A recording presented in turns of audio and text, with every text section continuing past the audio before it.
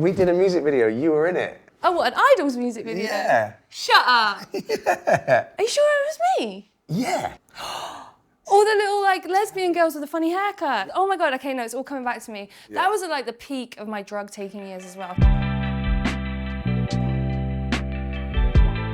We just want to say thank you so much for the amazing response we've had to our first interview.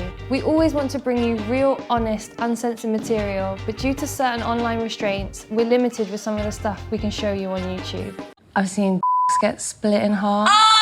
We're launching a Patreon where you'll be able to access a longer, uncensored version of the show and opportunities to win tattoos with me and all the artists here at Femme Fatale. You can find the link below, so please check it out and be sure to like, subscribe and comment. Because we'd go to Plymouth like nights out and I was just like, this place is insane, I'm out.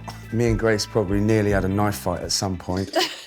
Have you been back recently? No, I have not. Only, we did a gig there like years and years ago.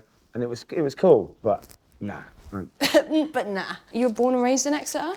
No, I was born in Newport. What, in Wales? Yeah. Do your mum and dad have Welsh accents? My mum did. Joseph.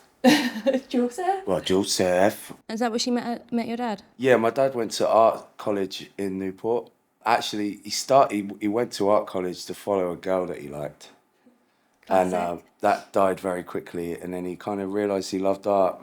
And then my mum was obviously out and about, probably like me, every night of the week. That's where you get it from? Yeah, alcoholism, yeah, I do. Bless her. I always wonder that, you know, people say, is it a disease or is it hereditary? I'm like... I don't know about the word disease. I don't think it really... As someone who has had addictions and struggles with addiction, like, I wouldn't say I have a disease. No. I would say that, like, my personality is inclined to be like very focused on one thing at a time, and when I get into something I get really into it, you know? I think that there's like generational trauma. There's all sorts of like nervous system things that make us who we are, and I think traumas and that memory of trauma puts you in a fight or flight state. Coping mechanisms for that fight or flight state, because that's a stress. So you find ways in coping. Some people meditate, some people do cocaine, beat up a phone box and spend the night in a police cell. I meditate.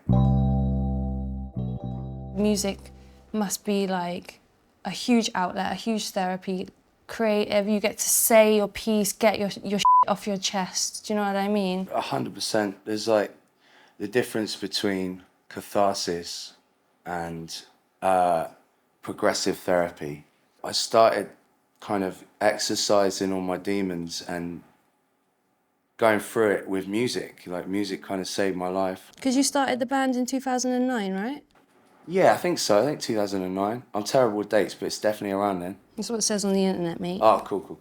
Yeah. Yeah. When you find something that you're really passionate about, you're not good at it yet, but you want to be. And that's the purpose, is that journey. Sense of purpose and waking up in the morning. It's just the best feeling ever. Therapy was almost like, once I'd been saved, it was like the pragmatic steps on turning ambition into emotional maturity. And that takes a lot of practice as well. It's really rewarding taking those steps as well. It gets rid of a lot of that like self-shame that you store inside, you know? You know, shame's f***ing rubbish, and it's often illogical. And once you kind of put yourself in a position where you understand why you did the things you did, the causality, you don't need to blame everyone for what you've done, but you can say, well, yeah, I was scared and lonely and I can't keep acting like a prick, but at least I know why I was acting like a prick and I can stop now. And then you move on, instead of being like, oh, I'm an asshole, I am a prick. No, you just acted like one because you were scared. Look how far we've come, babe. I mean, I'm still a prick. Different reasons. I'm sweating now, it's actually starting to hurt. Is it? Yeah, a little bit. Sorry, babe. No, hey. We're getting up to the soft bits. Oh, God.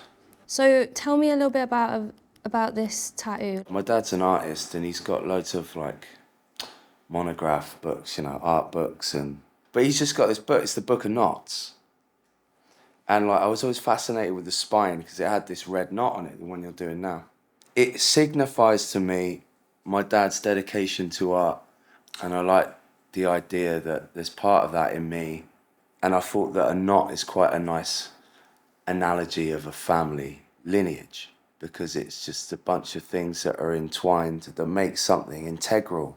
I also was aware, I was like, Celtic knots were so lame as tattoos when I was growing up. They are like a classic 90s, early 2000s. I remember thinking I'd never get a Celtic knot. There's been a resurgence. Oh, yeah. Oh, because everyone's like well into like, especially white people, they're like, I need to find my heritage and I need to show the world my culture. So like everyone's like jumping on this whole like Viking thing and like runes and Celtic and all of that. Desperate not to be English, basically. Yeah. Yeah. Yeah, same. Gee, when you left Bristol, did you just start tattooing straight away then? No, I did a few things. Well, I moved to South London and then I got a retail job, sucked my soul. And that's the first time I've actually had to like hold down a job because it was like, London's a different kettle of fish, like Bristol. You can sofa surf comfortably in Bristol for a good 5 years, I reckon. Yeah, you probably And that's could. someone with not many friends, do you know what I mean? If you want to live in a room that's yours, you need to like stick to the plan and like commit to a job. So have you got like a 5-year plan or a 1-year plan, 6-month plan? I did have a 5-year plan, which kind of finished at the end of 2023. It was the shop, like I had this big tattoo shop for 5 years and I really, put my heart and soul into it and I loved every minute of it. But then I realised I just kind of want to not settle down, but I just want less stress. And I've kind of let go of a lot of this like expectation that people have of me. Like once you start doing things and succeeding in them and there's this pressure to do more and aim higher and grow constantly. And I think we should always be growing, but we get to dictate the speed of that. Have you seen the growth in the band like over the years? Because you've been together a long time. Massively, in terms of music, songwriting, definitely. And growth in like playing our roles, understanding what we're good at and what we're bad at, and accepting that, you can be a passenger in certain ways. It's magic now because we found like a place where we can keep challenging each other and making new shit. How did the rest of the band like cope with intense Joe? My assholery. I really don't know. I'm very grateful they did, but I don't know how they put up with me for so long.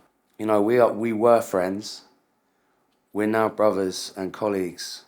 And then when this all ends, we'll be friends again.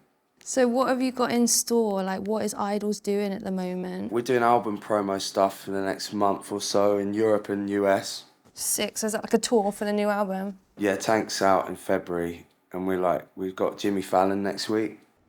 Shut the up. Well, I feel honoured that you would make time for little old me. Oh, up. Just before you got to fly off to see old Fallon. I just want to make music, Now, Bowen and I kind of write the songs remotely and then bring it to the boys and get together and finish them off.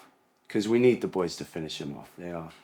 They're integral to the music. And when you work remotely, do you like to go like real remote places or do you keep it kind of local to home? Oh, no. Well, now I've got a kid. I just got to write in between school drop-off and punching a wall. And what does she think about her daddy being a rock star? She doesn't give a fuck. She's only nearly 5. Yeah. So like she knows I'm in the daddy does band. music, yeah. Yeah, she asked me to put on my songs in the car and that. And she loves dancing and we like hang out and she's coming to a show soon. I want her to just find a connection with live music and she'll create her own language of that. I just want that for her. I don't want her to give a shit about my band. I don't want to give a shit about like the genres I'm into. Like, I could be like, listen to Ready to Die. It's the most important album in my life at this point in time. And listen to Van Morrison. But it's like, it's not about that. No. It's like, I want her to just see the magic and then be like, I can do that. I can do that better than you, Dad. And find it in tattooing or writing books or even if it's accounting, if she finds that magic in accounting, she wants to be the best accountant in the world and change people's lives and the system from the inside out. I'm all for it. As long as she doesn't kiss a Tory. Well, kids rebel, so you might have to deal with that. Do you think she might just become a Conservative voting accountant? It's finished. Sick. No Oh, more. my lower back. Oh, bless you. I love it. And it's got sentimentality to it. That's a word, right? It is now. You sat really well, you didn't even flinch. It's a spicy little spot as well. I was flinching inside. Inside. This was f***ing magic. It was almost painless. A gentle touch I got. But yeah, no, normally, get me out of there. I f***ing hate it. As soon as it starts, I'm like, what the f*** am I doing?